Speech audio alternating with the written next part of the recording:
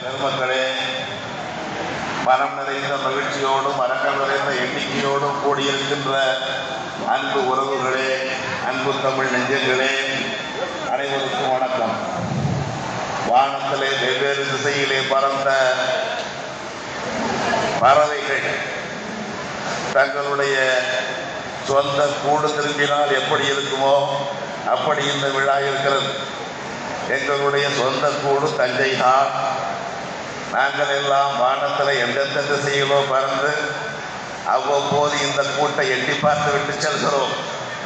ஆனால் கூட்டுக்கு வந்த நம்முடைய முனைவர் சி. ராஜமாணிக்கம் அவர்கள் கூட்டிலேயே தங்கிவிட்டார். இந்த தஞ்சை மண்ணுக்கு உரியவராக கடந்த குடியிலே பிறந்திருந்தாலும் பிச்சையா சோழகருக்கும் பாப்பா அம்மையாருக்கும் எங்கள் அம்மாவும் பாப்பா இருவருக்கும் மகனாக பிறந்திருந்தாலும் அவர் தஞ்சைக்குரியவராக தன்னை மாற்றிக்கொண்டு செவ்வியல் நோக்கில் சிலப்பதிகாரம் என்ற அரிய நூலை வழங்குகின்ற பொழுது தஞ்சை ஸ்ரீ ராஜமாணிக்கமாக தன்னை ஆக்கி கொண்டு விட்டார். நான் எங்கோ இருந்தாலும், கோவை மண்ணில் கொங்கு நாட்டில் இருந்தாலும், என் ஊர் பெயர் எது என்று, நான் பிறந்த இடம் எது என்று, நான் புறப்பட்ட கூடு எது என்று, என்னுடைய பரம்பரை மறந்துவிடக்கூடாது என்றுதான் என் பெயருக்கு முன்னால் செந்தலையை ஒட்டி கொண்டேன். பெருங்கௌதமனாக, நடராசன் மகன் நாகௌதமனாக இருக்கின்ற நான் என் பிறந்த ஊரையும் செந்தலை கௌதமனாக வைத்துக் கொண்டேன். இருந்தாலும் நான் செந்தலைக்கு வரப்போகின்றவன் இல்லை. என்னை முழுமையான கோவைவாசியாக மாற்றிக்கொண்டேன். இந்த நிகழ்ச்சிக்கு வந்ததிலே இருந்து இது ஒரு குடும்ப விழாவாக, பண்பாட்டு பெருவிழாவாக, இலக்கிய விழாவாக, இணையெழுச்சி பெருவிழாவாக, மண்ணை இணைக்கின்ற மக்களை உருவாக்குகின்ற மாபெரும் விழாவாக பலமுனையிலே சிறந்திருக்கின்ற காட்சியை பார்த்து பார்த்து நாம் வியப்பது போலதான் நீங்களும் வியப்பீர்கள். இங்கே செவிக்குழம்பு வழங்கப்பட்டது, அடுத்து வயிற்றுக்குழம்பு வழங்கப்படும். நம்முடைய நூலாசிரியர்களுடைய அரிய ஏற்புரையில் தான் நாமும் எதிர்பார்த்திருக்கிறோம். 1 மணிக்குள் முடிக்க வேண்டும் என்பது அவருடைய எதிர்பார்ப்பு. இந்த நாம் பிறந்த மண் எப்பேற்பட்ட பெருமைக்குரியது என்பதை நினைவுபடுத்தி கொண்டே இருக்க வேண்டும். இந்த தஞ்சையில் கல்லூரி கல்வியை படித்த ஒருவர், 1976 காவல்துறை பணியில் சேர்ந்த ஒருவர், காவல்துறையிலே சிறந்த காவல்துறை அதிகாரியாக இன்றைக்கும் கோவை மக்களால் மறக்கப்படாத பெயராக உச்சரிக்கப்படுகின்ற ஒருவர், சென்ற இடத்தில் எல்லாம் சிறப்படைந்த ஒருவர், ஓய்வு பெற்ற பிறகு 7 ஆண்டு காலம் ஒரு தவம் போல் இருந்து எழுதியிருக்கிற நூல் செவ்வியல் நோக்கில் சிலப்பதிகாரம். இங்கே வந்திருக்கின்ற அனைவருக்கும் சொல்லுகின்ற செய்தி இதுதான். உங்கள் பெற்றோரை மறந்து விடாதீர்கள். நீங்கள் பிறந்த மண்ணை மறந்து விடாதீர்கள். எப்பேற்பட்ட மொழி, 50,000 ஆண்டு கால வரலாறும் 5000 ஆண்டு கால ஆதாரமிக்க வரலாறும் உள்ள மொழிக்கு சொந்தக்காரர்கள் என்ற பெருமையை மறந்து விடாதீர்கள். இப்படி நாம் மறக்கக்கூடாத பலவற்றை நினைவுபடுத்துகின்றது தான் இந்த நூல். எடுத்தவுடனே இந்த நூலை தன்னுடைய பெற்றோருக்கு காணிக்கையாக்குவார்.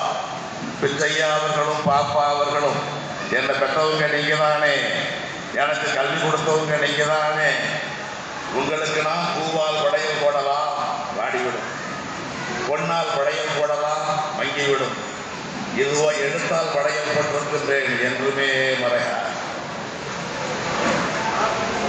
கற்றீர் வளர்த்தீர் பயிரிட்டீர் பீடு தமிழ் கற்று மகிழனரும் கல்வி தந்தீர் வற்றாத அன்பு மிக காட்டி அன்றென்றும் பாராட்டி என்று நெகிழ எனை வளர்த்தீர் பின்பு தமிழ் கொண்டு செயற்கண்டும் துணை நின்று தூய குணம் கொண்ட சின்னையா பாப்பம்மா உங்களுக்கே பூப்படையல் வாடிவிடும் பொன்படையல் மங்கு நின்று பாப்படையல் செய்தார் பணிந்து. இந்த எழுத்து படையலை அவர் பெற்றோருக்கு படையலாக்கி இருக்கின்றார். நிறைய குடும்பங்களிலே பெற்றோர்கள் சுமையாக பார்க்கப்படுகிறார்கள். சொத்தாக பார்க்கப்பட வேண்டியவர்கள் பெற்றோர்கள். சொத்தாக அவர் தன்னுடைய பெற்றோரை கருதுவதாலே தான் அவருடைய மகளும் அவருடைய 2 மகன்களும் அவருடைய வாழ்க்கை துணைவி ராணி அம்மையார் அவர்களும் தங்க குடும்பத்தின் சொத்தாக நம்முடைய முனைவர் ராஜமாணிக்கம் அவர்களை எண்ணி இவ்வளவு பெரிய நூல் வெளியீட்டு விழாவை எடுத்திருக்கின்றார்கள். எந்த ஒரு மனிதன் வெற்றி பெற்றவராக இருந்தாலும் அவருக்கு குடும்பத்தின் துணை வேண்டும். எதற்கு இவ்வளவு மீன் செலவு என்று மகன்கள் கேட்டுவிட்டால், மகளும் மருமகன்களும் சேர்த்து கேட்டுவிட்டால், மனைவியும் அவர்களோடு கூட்டணி அமைத்துக் கொண்டால் இந்த நூல் வந்திருக்க. மனிதன் தன் உடலை புதைப்பது மண்ணுக்குள், உணர்வை புதைப்பது மொழிக்குள். எழுதியவர் மறைந்தாலும் எழுத்து மறையாது. எப்பேற்பட்ட பெருமைக்குரியவர்கள் நாம், எப்படிப்பட்ட காலகட்டத்தில் நாம் இன்றைக்கு வாழ்ந்து கொண்டிருக்கிறோம். கிமு 7ஆம் நூற்றாண்டுக்குரிய எழுத்தை உரிமையுடையவர்கள் நீங்கள் என்று கீழடி ஆய்வு சொல்கிறது. கீழடி ஆய்வு அறிக்கை ஆதாரங்களோடு கொடுத்த 2 ஆண்டாகிறது. ஒன்றிய அரசு சொல்கிறது திருத்தி கொண்டு வா என்று திருப்பி அனுப்புகிறவன் யார்? 500 ஆண்டுக்கு முன்னால் பிறந்த இந்திக்குரியவன். கிபி 4ஆம் நூற்றாண்டு வரை எழுத்தை இல்லாத சமஸ்கிருதத்தை இந்தியா முழுவதும் ஆட்சி செலுத்த அமைக்க வேண்டும் என்று துடிக்கின்றவன். நம்முடைய கிமு 2200 ஆண்டுகளுக்கான ஆதாரங்களை கொடுக்கின்றவரை கண்டு தூக்கி போடுகிறார். அதை விட தொன்மையானது ஆதிச்சநல்லூர் அகழ்வாய்வு செய்தவன் ஆங்கிலேயன். நம்ம பெருமை கொடுத்தவன் ஆங்கிலேயன். இங்கே இருக்கிற பெரிய கோயில் யார் கட்டினாலும் தெரியாது. எங்க அம்மாலாம் எனக்கு சொல்லும், இந்த கோயில் எல்லாம் கட்டினது பூதங்கள். கலியுகம் வந்த பிறகு அதெல்லாம் மேலுலகம் போயிடுச்சு. இப்படித்தான் சொல்லிக்கிட்டு இருந்தோம். மனிதன் கட்டிய கோயிலாக, மன்னன் கட்டிய கோயிலாக, ராஜராஜன் கட்டிய கோயிலாக யாருக்கும் தெரியாது. பூதகணங்கள் வந்தது கட்டின கலியுகம் வந்தது எல்லாம் போயிடுச்சு. அதனால இப்பெல்லாம் சின்ன சின்ன கோயிலாக கட்டிக்கிட்டு இருக்கிறோம்னு சொல்லும். ஒரு ஜெர்மானியன் வந்தான், கூழ்ஸ் என்று பையன், அவன் தான் சொல்லிக் கொடுத்தான், கல்வெட்டை படித்து கட்டினான். இந்த கோயிலை கட்டியவன் ராஜராஜன். அவன் தான் மட்டும் கட்டியதாக எண்ணவில்லை. இதை கட்டுவதற்கு எனக்கு உதவியவன் குஞ்சர மல்லன் என்ற அந்த கட்டிய கல்தச்சர் பெயரை முதலில் பொறித்திருக்கிறான். தஞ்சைக்கு பெருமை, தமிழ்நாட்டுக்கு பெருமை. 1000 ஆண்டுகளாக அப்படியே இருக்கின்ற கட்டடக்கலைக்கு உலகத்திற்கே பெருமை. பிரிட்டானியா கலைக்களஞ்சியம் சொல்கிறது, உலகத்திலேயே பொறியியல் கலையில் வல்லவர்கள் தமிழர்கள். அதற்கு சார்ந்து 2. 1 1000 ஆண்டுகளாய் அப்படியே இருக்கிற தஞ்சை பெரிய கோயில். இன்னொன்று 2000 ஆண்டுகளாய் அப்படியே இருக்கின்ற கல்லணை. அந்த 2க்கு இடையில இருக்கிறவங்க தான் நானும் நம்மளோட நூலாசிரியர் ராஜமாணிக்க அவர்களும். எங்கள் செந்தலையும் அவருடைய நடுக்காக கடம்பன்குடியும் நம்முடைய உறவுகள் பல பேரும் உரிமை கொண்டாடுகின்ற ஊர்களுக்குரியவர்களும் அங்கேதான் இங்கே செடியை தலையாட்டுகிறார். 9 வேலி என்னுடைய செந்தலையைச் சேர்ந்த சக்திவேல் வந்திருக்கிறார். பல மக்கள் காலையிலே வந்ததிலிருந்து நாமெல்லாம் ஒரே பள்ளியிலே படித்தோம். நீங்கள் எனக்கு முன்னால் படித்தீங்க, உங்களுக்கு பின்னாலே நான் படித்தேன். உங்கள் ஊருக்கு பக்கத்தூர் நாங்கள், உங்கள் அப்பாவும் எங்கள் அப்பாவும் நீங்கள் நண்பர்கள். எத்தனை உறவுகளை இங்கே பார்த்து கொண்டே இருக்கிறோமே. ஆனால் அந்த ஊரின் பெருமை தெரியுமா? இந்த கல்லணையின் பெருமை உணர்த்தியலியா? கற்காத்தது வளர்ப்பார் கட்டினான் என்பது மட்டும் ஓரளவுக்கு தெரியுமே தவிர உலகத்தின் தொன்மையான அணை இதுதான். இன்றைக்கும் 2000 ஆண்டு காலமாக இருக்கின்ற மிக தொன்மையான அணை இதுதான். சொன்னவன் நாட்டா. அந்த நாட்டன் அதற்கு பேர் வைத்தான். என்ன கிராண்டா கட்டியிருக்கிறான். இன்றைய வரைக்கும் கல்லணை என்ற ஒரு சொல் ஆங்கிலத்தில் கிடையாது. இங்கே அமெரிக்க பயணிகள் பேட்டிகள் வந்திருக்கிறார்கள். அமெரிக்க மகள், அமெரிக்க மருமகன் அடுத்து நன்றியுரை சொல்ல இருக்கிறார் மணிவண்ணன் அவர்கள். அவர்கள் படிக்கிற ஆங்கிலத்திலே கல்லணை இருக்காது. உங்கள் வீட்டு குழந்தைகள் படிக்கிற ஆங்கிலத்திலும் கல்லணை கிடையாது. கல்லணைக்கு பெயரே கிராண்ட் அணைக்கட்டு. பேரே கிராண்ட் அணைக்கட்டு தான். அப்படிப்பட்ட ஒரு கிராண்ட் அணைக்கட்டை போலத்தான் தமிழ் இலக்கியத்திலே ஒரு கிராண்ட் காப்பி எபிக், தலைசிறந்த காப்பியத்தை நமக்கு வழங்கியவர் இளங்கோவடிகள். அந்த இளங்கோவடிகள் தான் மன்னன். அவர் சோதிடம் பொய் என்று மெய்ப்பித்தவர். அரசவை கூடியிருக்கின்ற பொழுது ஒரு ஜோதிடன், அன்றைக்கு பேர் நிமித்திகன் வருகிறான். அண்ணன் செங்குட்டுவன் இருக்க தம்பி இளங்கோவன் தான் அடுத்த ஆட்சிக்கு வருவான் என்று சொல்லுகிறான். சொன்ன உடனே இளவரசனாக இருக்கிற பேரே இளங்கோதான், இளங்கோனாக இளவரசு தான். உடனே இளங்கோ எழுகிறார், உன்னுடைய சோதிடத்தை பொய் என்று நான் மெய்ப்பிப்பேன். நான் இளவரசனாக இருந்தால் தானே அரசனாவே. இப்பொழுதே நான் என்னுடைய முடியை துறக்கிறேன், அரச பதவியை இழக்கிறேன், துறவியாகிறேன். அப்பொழுது யார் ஆட்சிக்கு வருவார்? அண்ணன் தான், செங்குட்டுவன் தான். அதனால் அப்பொழுதே துறவி கோலம் பூண்டவர் தான் இளங்கோ இளங்கோ அடிகளா ஒரு நிலத்துக்காக அடித்துக் கொண்டு சாகின்ற அண்ணன் தம்பிகளை பார்க்கிறோம். அண்ணனுக்காக தன்னுடைய ஆட்சியை இழந்த இளங்கோவனையும் பார்க்கிறோம். இதுதான் இன்றைக்கு செவ்வியல் இலக்கியம். செவ்வியல் என்றால் என்ன? என்றைக்கும் பொருந்தக்கூடிய நீதிகளை, நெறிகளை, வாழ்க்கை முறைகளை சொல்லுகின்ற இலக்கியம் எதுவோ அது கிளாசிக்கல் லிட்ரேச்சர், செவ்வியல் இலக்கியம். இன்றைக்கும் பொருந்தும். அண்ணனுக்கு விட்டுக் கொடுங்கள், தம்பிக்கு விட்டுக் கொடுங்கள், மகளுக்கு மகனுக்கும் விட்டுக் கொடுங்கள். விட்டுக் கொடுப்பவர்கள் கெட்டு போவதே இல்லை. இன்றைக்கு இளங்கோவடிகளை பற்றி பேசுகிறோம். குணவாயின் கோட்டத்தில் போய் துறவி கோணத்தில் இருக்கிறார் நாட்டை ஆள வேண்டிய இளங்கோ. இன்றைக்கு இளங்கோ அடிகள் அவரை பார்க்க வருகிறார். என் பேர் செந்தலை. அவரை பார்க்க வருகிறவர் சீத்தலை. சீத்தலை காத்தனார் அவருக்கு நண்பர். 2 பேரும் பேசிக் கொண்டிருக்கிற பொழுதுதான் எங்கே போய் வருகிறீர்கள்? எங்கெங்கேயோ போனேன், சோழ நாட்டுக்கு போனேன். அன்னைக்கெல்லாம் வெளிநாடு போற மாதிரி சோழ நாட்டுக்கு போறது. அவர்கள் இருப்பது சேர நாடு. அன்றைய சேர நாடு தான் இன்றைய கேரளம். சேரம் தான் கேரளம். சேரம் சேரளம், சேரளம் தான் கேரளம். இன்றைக்கு அது ஒரு மலையாளம் பேசுகின்ற இன்னொரு மாநிலமாகவே ஆகிவிட்டது. அந்த மாநிலத்தில் தான் சோழ நாட்டுக்கு போனேன்.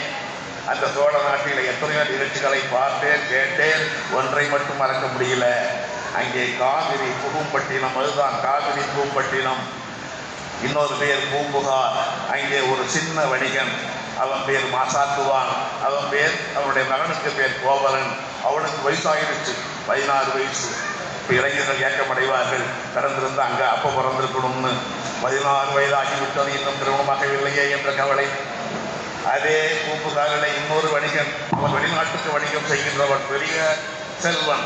அவன் பேர் மாநாயகன். அவனுக்கு ஒரே ஒரு பொண்ணு கண்ணகி. அவனுக்கு வயது 12. 2 பேருக்கு திருமணம் செய்து வைத்தார்கள். அப்புறம் படிப்படியாக செய்திகளை அதைத்தான் இங்கே ஆவணப்படமாக காட்டினார்கள். முழுக்கதையும் அப்படியே சுருக்கமாக சொன்னார், அழகாக சொன்னார். அதை விட இந்த நிகழ்ச்சியின் தொடக்கத்திலே இசை வாசித்து காட்டினார்கள். எதிரே இருக்கிற மேடையிலே சிலம்பாட்டம் முதலிய வீர விளையாட்டுகளை நடத்தி காட்டினார்கள். நான் தமிழுக்கான நூலை மட்டும் உருவாக்கவில்லை, தமிழருடைய பாரம்பரியத்தை, கலைச்சிறப்பை, வீர விளையாட்டுகளையும் என்னுடைய பேர குழந்தைகள் மூலம் பார்த்திருக்கிறேன் என்று நூலாசிரியர் நமக்கு வைப்பித்து காட்டினார். அங்கே வீர விளையாட்டுகள் நடந்தன. நமக்கு பயமா இருந்துச்சு. இங்கே கத்தி குச்சிலாம் வருதோ மேலே வந்து விழுந்துருமா என்பது போல இருந்தது. இங்கே வீணை வாசித்ததே பெண். அது பாடிய பாட்டு 2 பேர் பந்து விளையாடுகிற பாட்டு. பொன்னிலங்கு பூங்கொடி பொழஞ்சை ஓதை வில்லிட மின்னிலங்கு மேகலைகள் ஆர்ப்ப ஆர்ப்ப எங்கனும் தென்ன வாழ்க வாழ்க என்று சென்று வந்து அடித்துமே தேவரார மார்பன் வாழ்க என்று வந்து அடித்துமே. அதையெல்லாம் பாரதியார் பாடினார். அச்சமில்லை அச்சமில்லை அச்சம் என்பதில்லையே. எல்லாம் அதே சாயல் தான். மூலவர் இளங்கோவடிகள் அதையேதான் நாமக்கல் கவிஞரும் பாடினார்.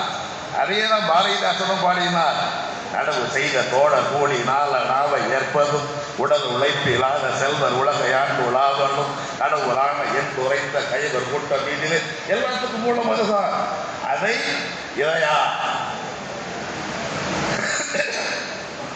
நூலாசிரியருடைய அன்பு பெயர்த்தி, அமெரிக்க பெயர்த்தி நம்ம பெட்டிகள்லாம் பாடுதா?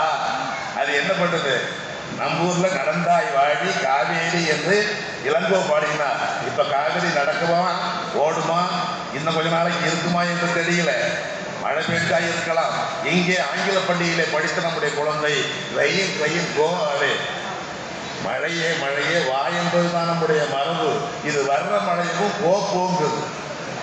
அதுக்கு என்ன பாட்டு சொல்கிறோம், என்ன பொருளில் இருக்கிறது என்பது கூட புரியாத நிலைமையிலே தமிழ்நாட்டு குழந்தைகள், தமிழன் வீட்டு குழந்தைகள் இருக்கிற பொழுது அமெரிக்க நாட்டு பேட்டி அருமையாக சிலப்பதிகாரத்தின் வஞ்சி காண்டத்தின் குன்ற குறவையை இசையிலே மீட்டி காட்டுகின்ற காட்சியை பார்த்தோம்.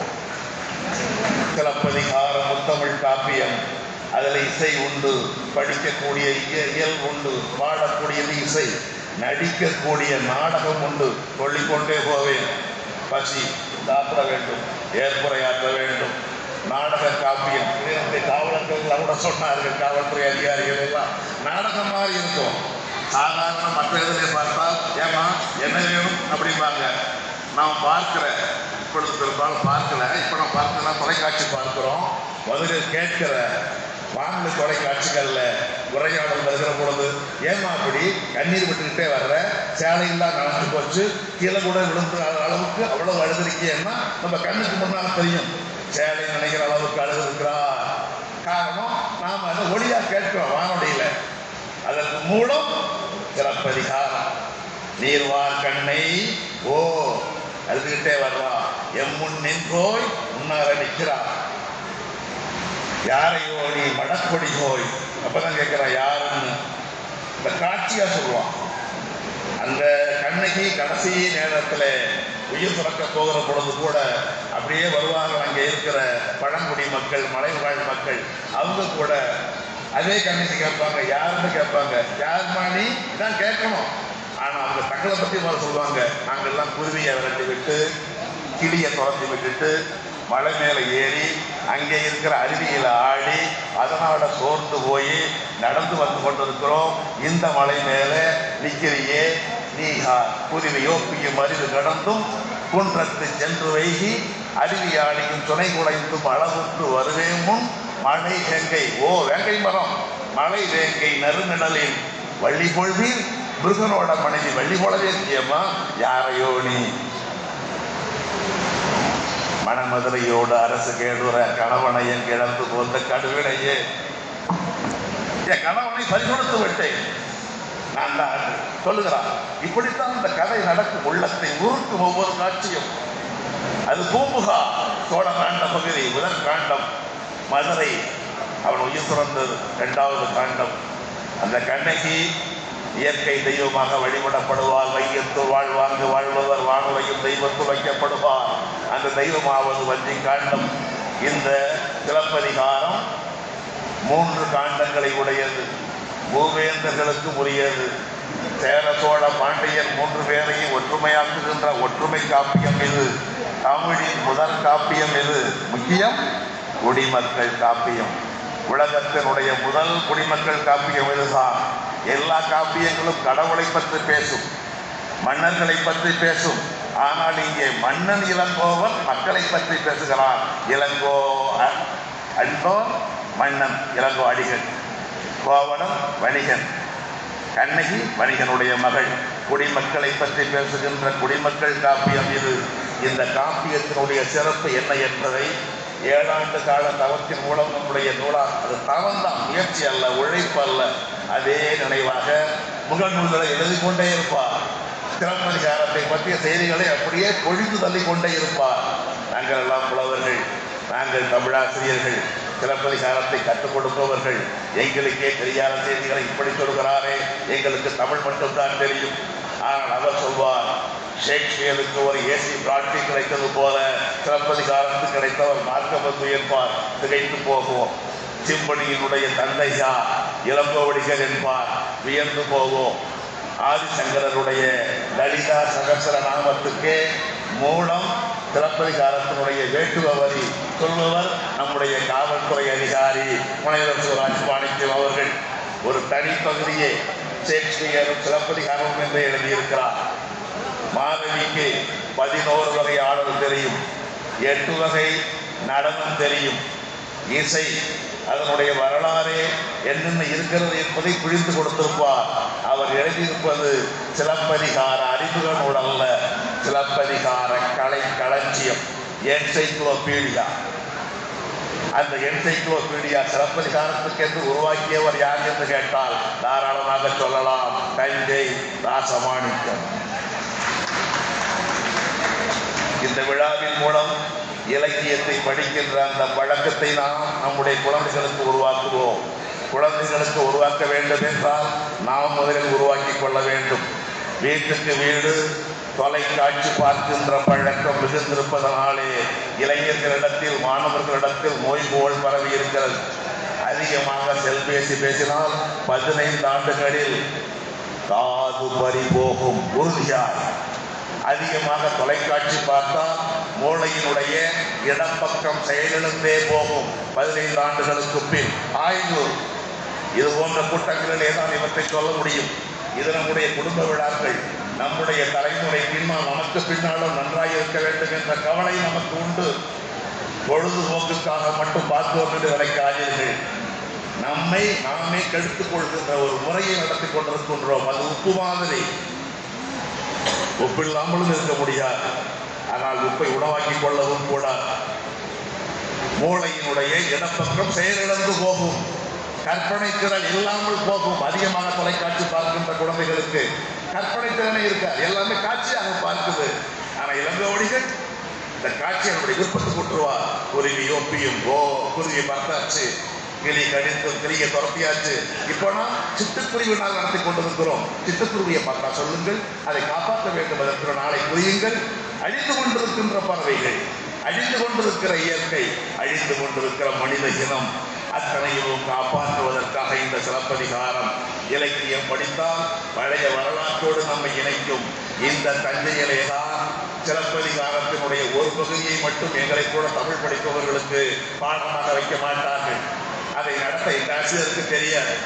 அந்த பகுதிக்கு பெயர் காணல் வரி. அதுதான் காவிரியை பாடுகின்ற பகுதி. திங்கள் மாலை வெண்குடையான் சென்னி செங்கோல் அறிவோச்சி என்று வருகின்ற அந்த பாடல், அந்த காணல் வரிக்கு உரை எழுதியவர் தஞ்சையை சேர்ந்தவர் என்பது தஞ்சைக்கு தெரியுமா? காணல் வரிக்கு உரை எழுதியவர் ஆபரகாம் பண்டிதர். ஆபரகாம் பண்டிதர் சாலை தெரியும். அந்த கடைசியில் இருக்கிற லாலி அச்சகம் தெரியும். அவர் எழுதிய கருணாமிர்த சாகரம் தெரியுமா? கருணாமிர்த சாகரம் தான் காணல் வரிக்கான உரை. அதற்கு பிறகுதான் காணல் வரி பாடலாக வந்தது, பாடமாக வந்தது. இந்த தஞ்சையிலே தான், இதே தஞ்சையிலே தான் அண்ணா துறையாக இருந்தவருக்கு அறிஞர் பட்டம் கொடுக்கப்பட்டது. பாவேந்தர் பாரதிதாசன் அவர்களால். இந்த ராமநாதன் மன்றத்தில் 46 இதே தஞ்சையில் தான் மு கருணாநிதியாக இருந்தவருக்கு கலைஞர் மு கருணாநிதி பட்டம் கொடுக்கப்பட்டது. இதே தஞ்சையில் கிருஷ்ணா திரையரங்கில் அமைக்கிற நாடக சாலையிலே. இத்தனை பெருமையும் இருக்கின்ற ஊருக்கு சொந்தக்காரர்கள் நாம் என்ற பெருமிதம் நமக்கு வேண்டாமா? சொல்லிக்கொண்டே இருப்போம். நாம் எந்த சாதிக்காரன் கடைசியில் போவோம், எந்த மதக்காரன் அதற்கும் பின்னால் தள்ளுவோம், எந்த கட்சிக்காரன் அதற்கும் கீழே தள்ளுவோம், எந்த மொழிக்காரன் என்பதை முதலில் சொல்லுவோம். அன்று தொடங்கி இன்றைய நாள் வரை அடிமை தமிழனே நீதியில் எழுந்தன நின்று கதறிய தொண்டைகள் எத்தனை, நினைத்து புடுங்கிய நெஞ்சமும் எத்தனை. நேற்று பிறந்தவர் நிலையில் எழுந்திய நீளம் முழுவதும் நிறுத்தினார் ஆட்சியே. 500 ஆண்டு கால இந்திக்காரன் இந்தியாவை அடக்குகிறார். நேற்று பிறந்தவர் நிலையில் எழுந்திய நீளம் முழுவதும் நிறுத்தினார் ஆட்சியே. வேற்று குளத்தினை வெற்றிகள் குவிந்தறி, விண்ணிலும் மண்ணிலும் விழாப்படை எடுத்தறி, சோற்று பொறுக்கையில் சுவை நிலம் காண்பதோ, சூம்பிய மரத்தனம் சூடுற என்றோ அந்த சூடு வர வேண்டும் என்பதற்காகத்தான் 75 வயதில் ஓய்வு பெற்ற பிறகும் கூட 2019 இருந்து எங்கே கோவலனும் கண்ணகி நடந்து சென்றார்களோ அதிலே நடப்பேன் என்று முயன்றார். கொரோனா காலம் தடை, அனுமதி இல்லை. 2022 நம்முடைய நூறாசிரியர் முனைவர் சி ராசமாணிக்கம் அவர்களும் கடம்பன் குடிக்கு எத்தனை பெருமை. அங்கேதான் முத்து சுப்பையன் பிறந்தார். எத்தனை வகையான அந்த பெருமக்களை எல்லாம் நினைவு கூற வேண்டும், நினைவு கூர்ந்து விழா எடுத்துக் கொண்டிருக்கிறார். அங்கே பிறந்தவர் 2022 ராசேந்திரனோடும் தமிழ் ராசுவோடும் பரஞ்சோதியோடும் அவர்தான் ஆவணப்படம் எடுத்தவர். அப்படி சென்று பூம்புகாரிலே தொடங்கி புகழூர் வழியாக செல்லுகின்ற பொழுதுதான் கல்லணைக்கு அடுத்து திருவரங்கம் தாண்டினால் மணப்பாறை தாண்டினால் விராலிமலை தாண்டினால் கடைசி நேர்ந்தல். ஊர் பெயரே ஒரு வரலாற்றை சொல்லும். கண்ணகி கடைசியாய் சிலம்பை ஏந்தியது அங்கேதான் மாதிரி இருந்தால் நாம் எல்லாம் பூம்புகார் படம் பார்த்திருக்கோம். இது ஒரு கலைக்களஞ்சியம். சிலம்பு கொடுத்திருக்கிற படங்கள் எத்தனை, சிலம்பு கொடுத்திருக்கிற நாடகம் எத்தனை, சிலம்பு பற்றி வந்திருக்கிற காப்பியங்கள், பாரதிதாசனுடைய கண்ணகி புரட்சி காப்பியம், சாரிவேந்தரனுடைய சிலம்பு சிறுநகை, நாங்கள் மறந்து போனதையெல்லாம் நினைவூட்டிக் கொண்டே இருக்கிறார். அதுபோல் நாம் பார்த்த படம் தான் வாழ்க்கை என்னும் ஓடம் வழங்குகின்ற பாடம். கௌதியடிகள், அந்த கௌதியடிகள் தான் மாதிரி வீட்டிலே அந்த கடைசி நேர்ந்தல் ஊரிலே விட்டு செல்வார். அங்கே கண்ணகி நான் சமைப்பேன், என் கணவனுக்கு நான் பரிமாறுவேன் என்று ஆசனத்தில் உட்கார்வது வழக்கம். ஆசனத்தில் உட்காராமல் தரையில் கணவனை உட்கார வைத்து ஆசனத்தை முன்னால் போட்டு ஒரு பலகை அதில் இலையை விரித்து இருகை பயன்பெற வெண்போரிட்டேன், 2 கையும் பயன்பெற வேண்டும் என்று கையால் அள்ளி உணவை எண்ணி போட்டு அவன் உண்பான், அவன் உண்ணுகின்ற அழகை இவள் கண்ணால் உண்பாள். அதான் கடைசி என்று அவனுக்கும் தெரியாது, அவளுக்கும் தெரியாது. அப்பொழுதுதான் நாம் வளத்தோடு வாழ்ந்தோம், பூம்புகாரில் எல்லாவற்றையும் இழந்தோம், ஏதோ தீவினையா மதுரை வந்தோம், புது வாழ்வை தொடங்குவோம். இந்த சிலம்பை கொண்டு போங்கள், உள்ளே இருப்பது மாணிக்க பரல், நமக்கு புது வாழ்வு கிடைத்துவிடும் என்று 2 சிலம்பை கொடுப்பார். ஒன்றை மட்டும் கொடு என்று அந்த ஒன்றை மட்டும் வாங்கி கொண்டு பவன் வருவான். அதுதான் கடைசி சிலம்பை கொடுத்த இடம், கடைசி நேர்ந்தல். அந்த ஒன்றிலை தான் எந்த ஒரு வழக்கை எடுக்க வேண்டும். இன்றைக்கு பராசக்தி படம் வருகிறது, பராசக்தி படத்திலே கோர்ட்டு சீன் என்கிற நீதிமன்ற காட்சி வருகிறது என்றால் அதற்கு தூண்டுதல் சிலப்பதிகாரத்தினுடைய வழக்குரைக்காதை. அந்த வழக்குரைக்காதையை தான் பல பேர் இங்கே சொன்னார்கள். அங்கேதான் ஆணவமாக பேசுவான் அரசன், யாருடைய சிலம்பு முத்துடையதையே, உன்னுடைய கணவன் என்னுடைய மனைவியினுடைய சிலம்பை எடுத்து சென்று விட்டான். ஒரே ஒரு எழுத்து பேசுகின்ற பொழுதும் எழுதுகின்ற பொழுதும் வந்து சரியாக இருக்க வேண்டும்.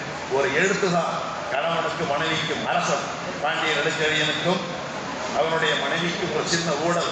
அந்த கோபத்தை தணிப்பதற்காக இருக்கின்ற நேரம் பார்த்து பொற்கொள்ளன் சென்று அரசே அரண்மனை சிலம்பை திருடியவன் கிடைத்து விட்டான் என்று சொல்லுகிற பொழுது அரசன் வாய் தவறி போய் கொண்டு அச்சிலம்பை கொடர்கை என்று சொல்ல வேண்டும். கொண்டு என்பதற்கு பதிலாய் கொன்று, ஒரே ஒரு எழுத்துதான் ரூ சொல்லிவிட்டான்.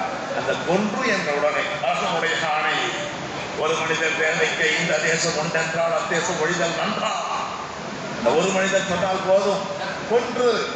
கோவலனை கொன்று விட்டார்கள். அப்படித்தான் கொன்றாங்க. அந்த கொன்ற இடம் இன்னைக்கு இருக்கிறது மதுரையிலே, கோவளம் கொட்டல். அந்த இடத்திற்கு போய்விட்டார். ஆனால் அந்த இடத்தினுடைய அனுமதி மறுக்கப்பட்டு கதவு பூட்டப்பட்டு கிடந்த சோகத்தோடு சொல்கிறார். அந்த காட்சியெல்லாம் சிலப்பதிகாரத்தில் நீங்கள் படிக்க வேண்டும். மனித மனத்தை உருக்குகின்ற ஆற்றல் இலக்கியத்திற்கு உண்டு. அதிலேதான் மல்லத் மருண்மாலை 200 சென்றோன் மலையில மறைஞ்சிட்டான். வல் என்று ஒளி படைத்த ஊர் என்று முடிப்பார். அதை படிக்கின்ற பொழுதே கண்ணீர் வரும். எந்த கேள்வியும் கேட்காமல் தலை வெட்டப்பட்டு கிடந்தான் கோவலன். செய்தியை கேள்விப்பட்ட கண்ணகி ஓடி வருவாள். ஓடி வந்த இடத்திலேதான் மதுரையை எரிப்பாள். பிறகுதான் அவள் தெய்வமாக்கி விடுவாள். இப்படித்தான் அந்த கதை போகும். அந்த கடைசி நேர்ந்தல், கடைசி சிலம்பை ஏற்றிய இடம், கடைசி நேர்ந்தல், கோவலன் கொல்லப்பட்ட இடம், கோவலன் கொட்டல். அவன் கடைசியிலே கண்ணகி விண்ணேறிய இடம், விண்ணேற்றி பாறை. இன்னைக்கு அதுக்கு பேர் வண்ணாத்தி பாறை. அங்கேயும் போய்விட்டான். அதுக்கு பேர் இன்றைக்கு மங்கள தேவி கோயில். அது கேரளத்துக்கு போய்விட்டது. கேரளத்துக்குரியவராக தன்னை மாற்றிக்கொண்ட இளங்கோவினுடைய பரம்பரையினர் அந்த கோயிலையும் தங்களுக்குரியதாக ஆக்கி கொண்டார்கள். அது இப்பொழுது ஆண்டுக்கு ஒரு முறை மட்டுமே தமிழருக்கு திறக்கப்படும். அது சித்தரை முழுநிலா. அவர் பல கோரிக்கை வைக்கிறார். பழைய பேர்களை எல்லாம் விண்ணேற்றி பாறை, பெயரை மாற்றுங்கள், அரசுக்கு கோரிக்கை. கடைசி நேர்ந்தல், கடைசி சிறப்பை ஏற்றிய ஏர்ந்தல், பெயரை மாற்றுங்கள் கோரிக்கை வைக்கிறார். இன்னொரு கோரிக்கையை நான் சேர்த்து வைக்கிறேன்.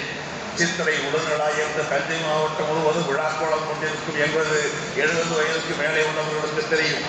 சித்திரை உடல்நலா என்று முத்தமிழறிஞர் கலைஞர் அவர்கள் பூம்புகாரிலே ஒரு பெருவிழா எடுப்பார். 3 நாள் விழா. சித்திரை உடல்நலா முத்தமிழ் திருவிழா என்று பெயர். 75ஓடு அந்த விழா முற்றுப்பட்டு விட்டது. அதற்கு பிறகு வந்த ஆட்சி மாற்றத்தால் அது நடக்கவில்லை. அந்த உடல்நலா நாளில் தான் இப்பொழுதும் அந்த கண்ணகி கோயிலுக்கு செல்வதற்கான அனுமதி வழங்கப்படுகிறது. குமிழியில் இறங்கி நமக்கு ஆசை வரும். அதை படிக்கிற பொழுதே ஆசை வரும். புத்தகத்தோடு செல்லுங்கள்.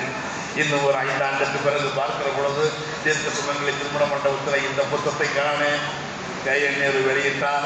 இந்த புத்தகத்தை தானே எத்தனையோ பெருமக்கள் வந்து வாழ்த்து பேசினார்கள், எடுத்து முழங்கினார்கள். எந்தெந்த ஊரில் இருந்து வந்தவர்களை எல்லாம் பார்த்தது அங்கே தானே. ஒரு புத்தகம் உங்களோடு பல கதைகளை பேசும். அப்பொழுது இந்த கதையும் சொல்லும். நாம் ஒரு முறையாவது அந்த மங்களதேவி கோயிலுக்கு போக வேண்டும் என்ற ஆசையை எழுப்பும். எழுதுகிறார். குடியிலே இருந்து 14 கிலோமீட்டர் நடந்தே சென்ற கால்கள் இவருடைய கால்கள். மலையில் பாதையிலே ஏறிவிடலாம். மலையிலே ஏறுவதுதான் மரண பயம். அப்பொழுதுதான் நமக்கு கொஞ்சம் பயம் வருது. இந்த வயதிலே நாம் போக முடியுமா என்று. இப்படி பல்வேறு உணர்ச்சிகளை எழுப்புகின்ற ஒரு அரிய நூலை 7 ஆண்டு கால உழைப்பில் கொடுத்து கடம்பல் முடிக்கும் கல்வி மண்ணுக்கும் காவல்துறைக்கும் பெருமை சேர்த்திருக்கின்ற முனைவர் சி. ராஜமாணிக்கம் அவர்கள் பல்லாண்டு வாழ வேண்டும்.